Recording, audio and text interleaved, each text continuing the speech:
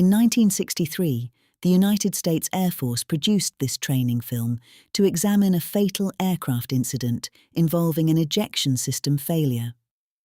At a time when high-performance jet aircraft depended on explosive escape systems, precision in maintenance and procedure was critical. This film presents a dramatized reconstruction and technical investigation of an accident in which a pilot, faced with sudden emergency, attempted to eject, but was unable to escape. Through its findings, the Air Force sought to understand not only what failed, but why.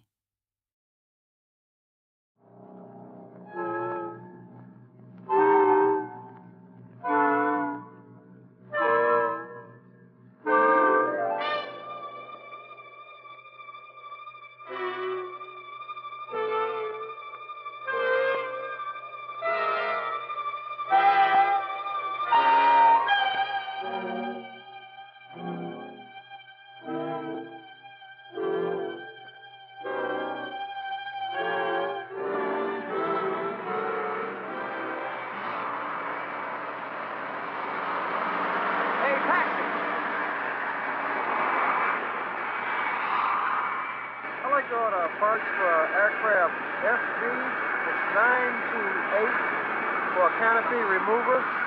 Domino 3 to maintenance control. I need an egress team on aircraft FG-928 to remove and replace the canopy remover. Due time change. Well, I'm not sure what I can do, but I'll give it a try.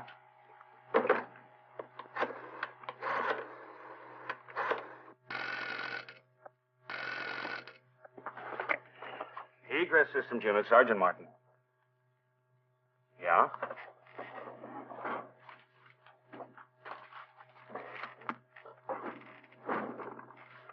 Well, according to my records, we've still got a couple days to spare in that time change.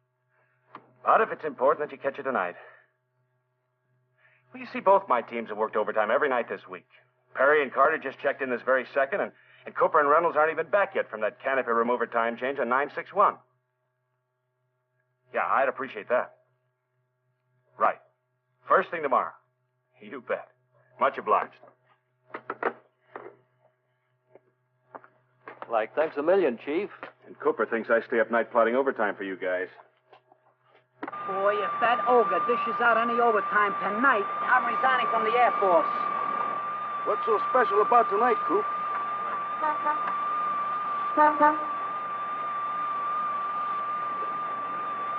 Pull your head out of that gopher hole, and I'll show you what's so special.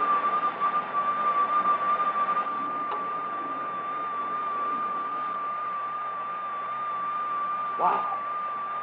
Coop, where'd you find that? That, chum, is a military secret. Hey, is that canopy initiator all set? Roger. Well, as soon as I hook up this hose to the firing pin release, I'm done. Hey, suppose you tell the crew chief to start checking over the 211, huh? All right. I'll be with you, gorgeous, just with 2 turns of a wrench.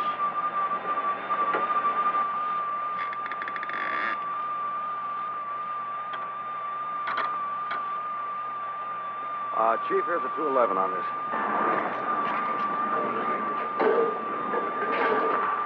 Here you go. See ya. Yeah, Lucky. Hi. Hi. Let's go. Let's get out of here.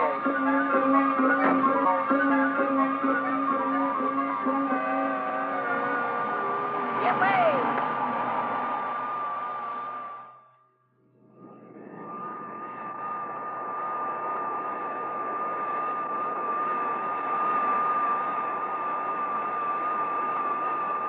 Tower, this is Air Force Jet 541961. Number 1 for the active.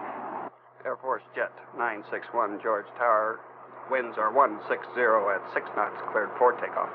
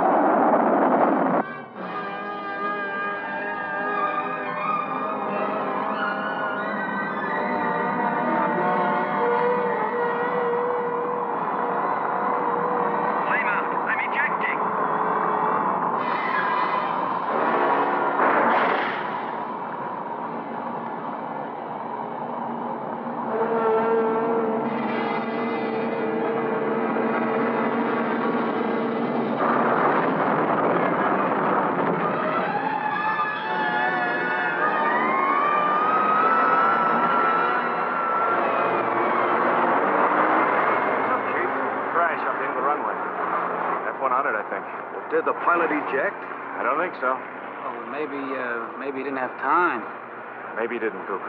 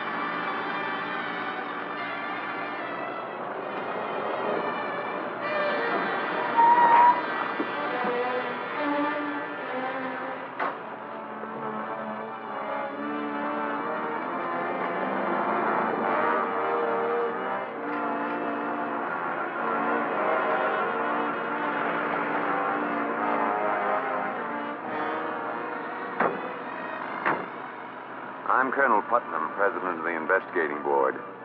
Just make sure no one gets in our way. Keep all spectators back. If anyone wants access, have them see either me or Captain Rivers, the investigating officer. Yes, sir.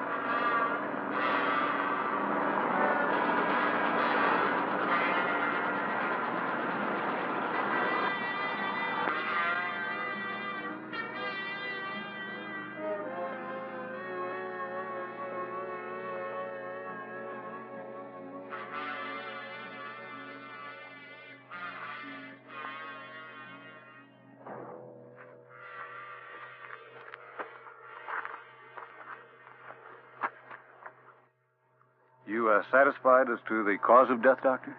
Well, it's about as close an evaluation as we can make out here. Okay, boys. Hey, hold it. I want to stick around and see what gives. Hey, wait a minute, fellas.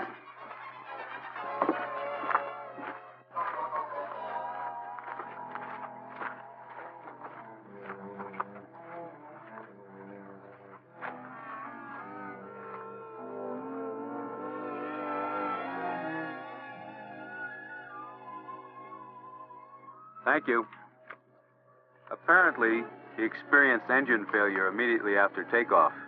Reacted quickly, informed Tower of his intention to eject, and made every effort to do so. You're not just whistling Dixie. Any clue yet as to the cause of engine failure? It's a little early, Colonel, but I think there's enough left to sift out. Get a jet engine specialist over here and have him go over that engine completely. Yes, sir. Sure. Find out what happened to the engine. But why didn't the canopy come off? And you better get a CAD technician over here and have him figure out the whole story on the egress system failure. Atta boy. Somebody say something? No, sir. Yes, sir. Me, sir. Charles Albright, Ghost First Class. And I intend finding out who promoted me to this rank.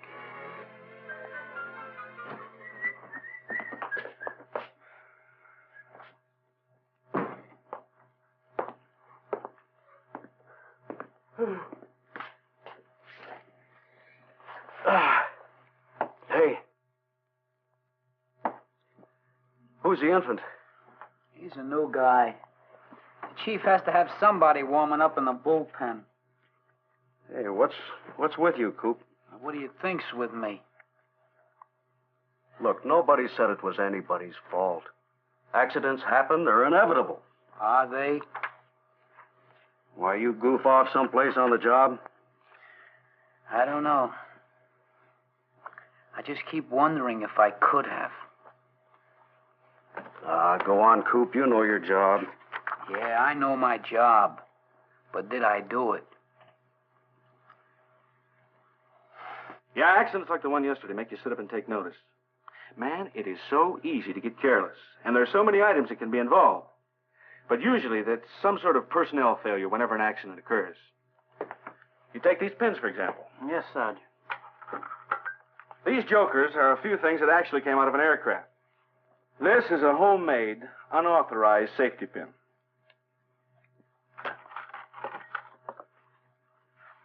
This one was attached to the streamer by a paper clip. This one was just poked through a hole in the streamer. And this hunk of string was supposed to secure this one. Now, when a pilot or crew member before takeoff pulls the streamer, he doesn't realize that the improperly attached pin doesn't come with it. And in an emergency, when he tries to eject, well, you see what happened. The pin would remain in place. Yes, sir. So in this outfit, we replace all worn or unauthorized, improperly attached or otherwise unserviceable pins and streamer assemblies, right? Right. And we see that the proper safety pin assembly is installed correctly. Oh, and another thing, Kelly. These things may look like something you can buy in a hardware store, but always remember they contain an explosive and deserve your respect. Egress Systems Unit, Airman Cooper speaking. Oh, yes, sir, just a moment. Chief. Thank you, Coop. Sergeant Martin. FW 961? Just a minute, sir.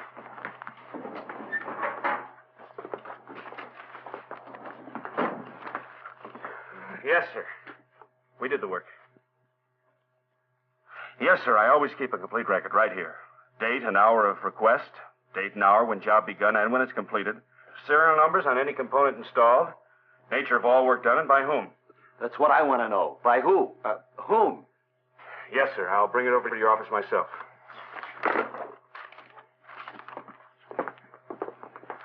Oh, Kelly, introduce yourself to the rest of the guys while I'm gone.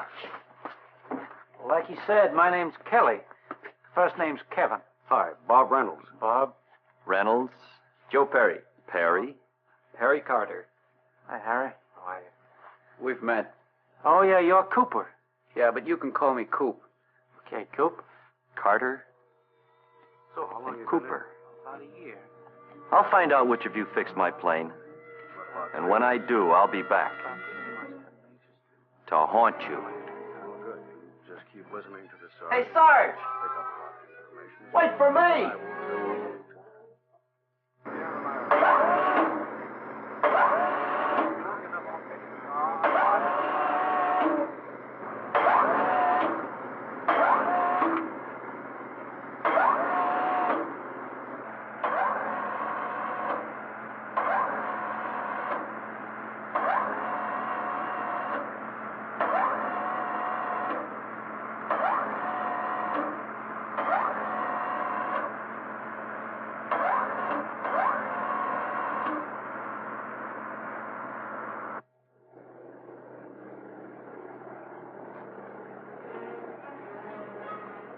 Boy, sure is hot, isn't it, Kel?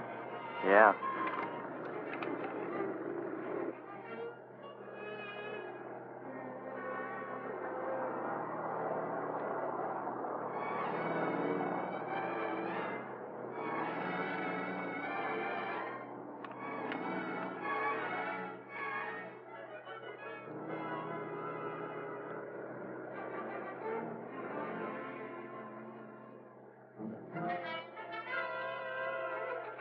Hey, you guys, wait a minute. Here's something. Over here.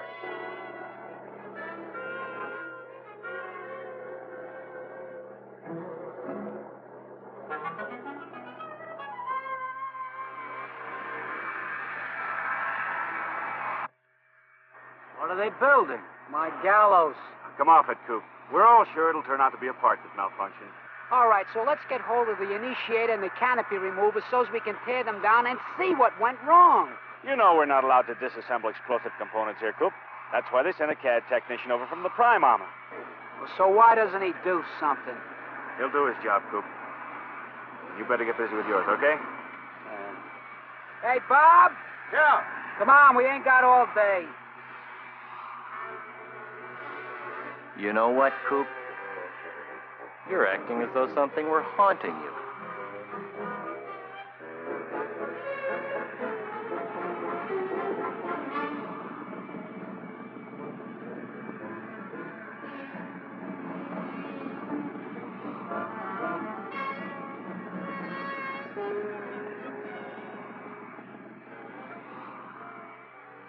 Did you get a chance to examine that initiator? It was fired all right. Sure it wasn't cook-off? All indications it fired normally. The initiator pin was pulled out and the primer was indented. Which tends to cast suspicion on the canopy remover or connecting hose.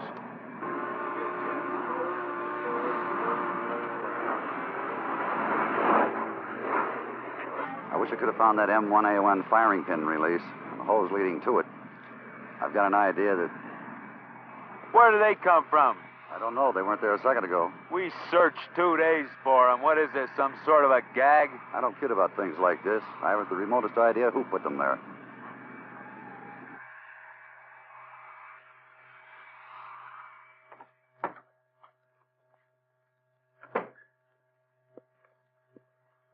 Hi, is this where they're holding the hearing?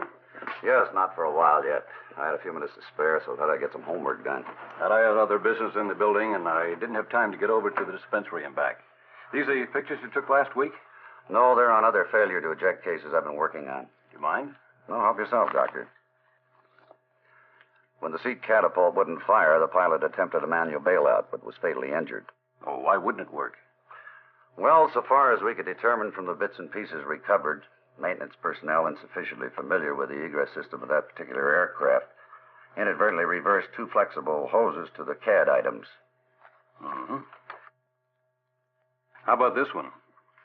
Well, on that one, the cable connecting the ejection control handle to the seat catapult initiator was fouled around the sheet metal cable guard. Here's a bad-looking one. Well, someone ignored the TO and left disconnected hoses uncovered during egress system modification. Moisture, dirt, and grease, or other foreign matter had worked their way into the sensitive mechanisms. Mm-hmm. And this one? Well, a maintenance man's failure to pay enough attention to the hose routings caused the pilot's death in that case. Several hoses disconnected at the same time and then mixed up, reconnected to the wrong items. Mm-hmm. And this? Well, we blamed rough handling for the badly bent linkage on that one. But these guys are guilty of murder. Well, more of them commit suicide. Usually by forgetting to install proper safety pins before working on or near the egress system. They can't seem to remember that they're working with explosives. Carelessness can cause their deaths, or someone else's. What about the case we're on? Another death due to carelessness? Well, that's up to the board to decide.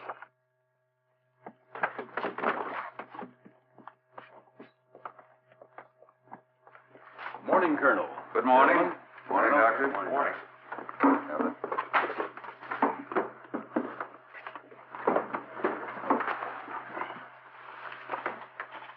Is the board ready to continue the investigation? Yes, sir. Yes. All right, proceed.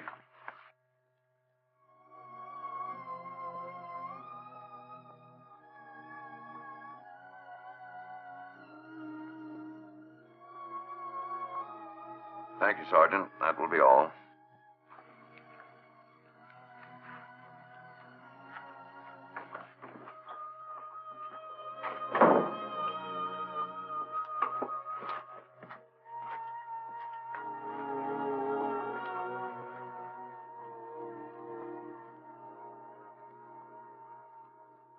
Now let's have a little recap before we call this last witness, who appears to have become the focal point of this investigation.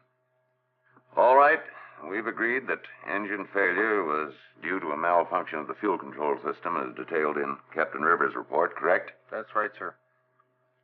And we've verified the qualifications of Captain Albright, the pilot, and we've also agreed there was probably no human or medical factors contributing to the accident or its outcome, correct? Correct, Colonel? Which brings us to his failure to effect escape and the probable primary cause of this. Right. Will you pick it up from there, Captain Rivers?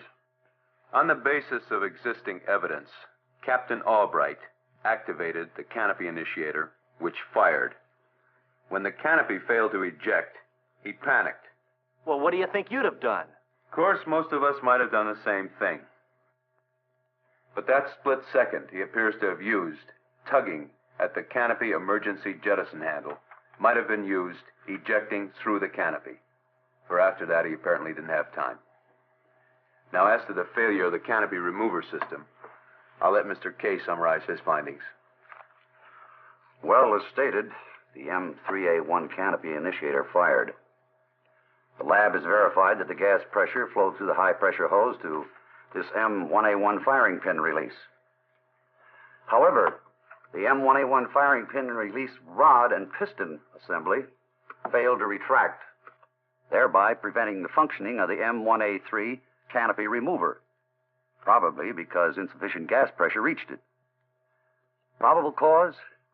A loose or incorrectly threaded hose connection to the M1A1 firing pin release, constricting the flow of or permitting a portion of the gas to escape. But the crew chief testified that he'd examined the hose and felt the connection to the firing pin release after the new canopy remover was installed. Feeling it isn't enough. You've really got to try and turn the hose to be sure. We'll never really know, sir. That fitting might have been cross-threaded, but it's so mangled we can't be sure. All right, call the boy in.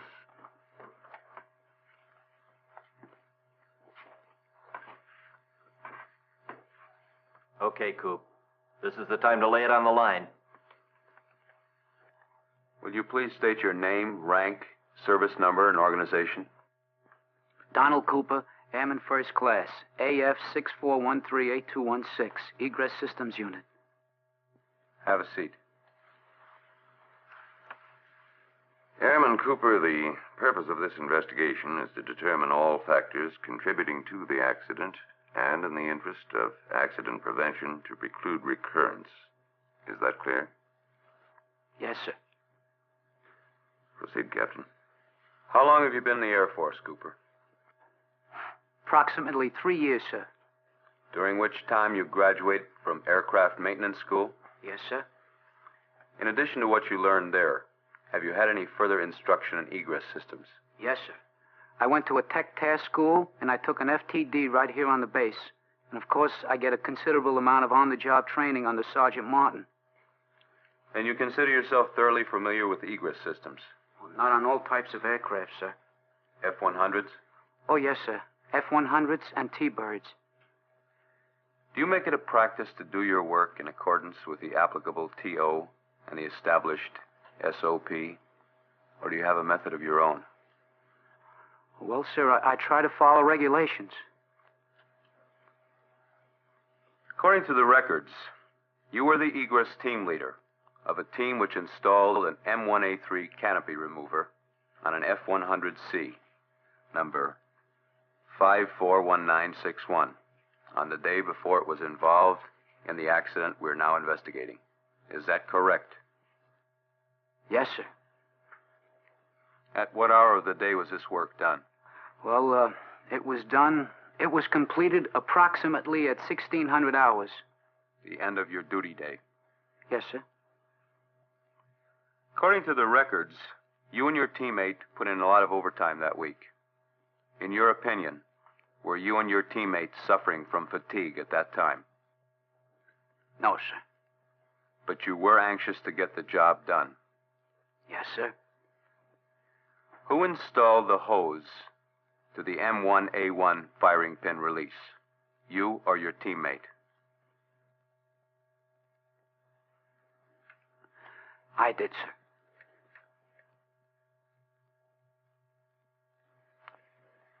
Do you think it's possible that you didn't get it on straight or tight, that you were careless?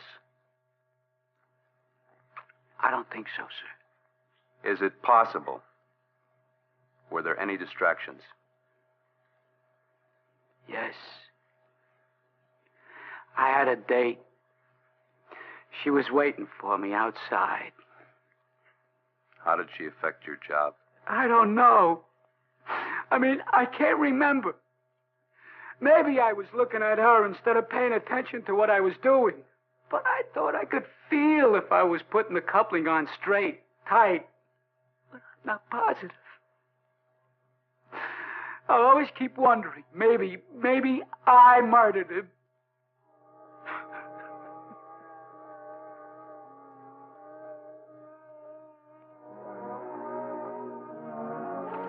That will be all, Cooper.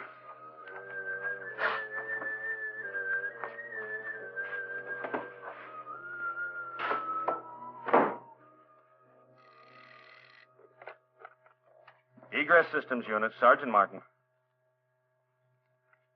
Well, no, sir. He's doing a 200-hour inspection on a T-bird. Well, he seemed all right. Yes, sir. I'll tell him to take a few days off, and then I'll have him checked over before he returns to duty. Yes, sir. I'll do it myself.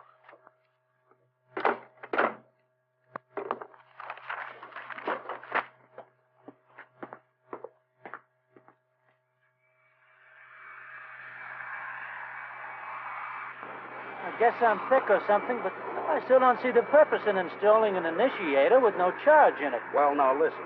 It's the only way you can check to ensure that there is sufficient travel of the linkage for proper functioning of the initiator. Got it? Look, just as soon as I finish putting it in, I raise the right armrest to see that the dummy initiator is actuating okay. Now, if it does, I reinstall the real one. You understand? Well, I guess so. All right, now climb down out of there. I don't like anybody spying on me. Take it easy, Coop. You shouldn't. I sure wish you could hear me. You haven't even checked that safety pin on the seat catapult initiator. Hey, this safety pin, it's an unauthorized safety pin in the seat catapult initiator. Attaboy. You're improving. But you shouldn't have that screwdriver sticking out of your pocket. Hey, Bob. Bob, get me the right pin for this, will you? Sure, but I'll have to go back to the shop. Well, take your time. I have to make sure that this dummy is working. Not with the pin out, Coop. Take it easy, Coop. Okay. I'm not going to mess around with this trigger.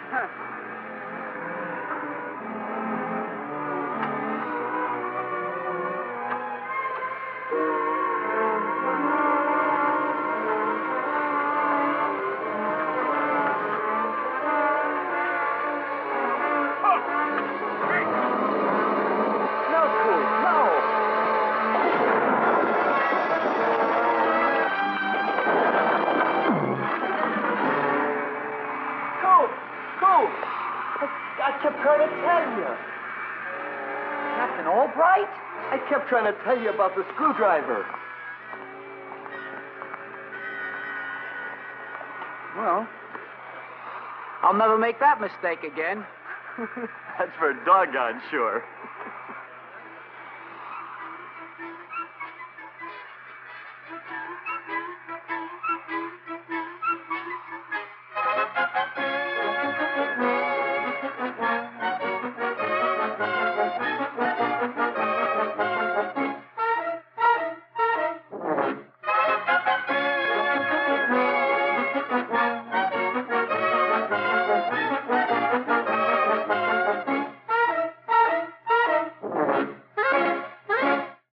Man on the Hot Seat reflects a broader reality of mid-20th century aviation, that increasingly complex systems demanded absolute attention to detail at every stage of operation and maintenance.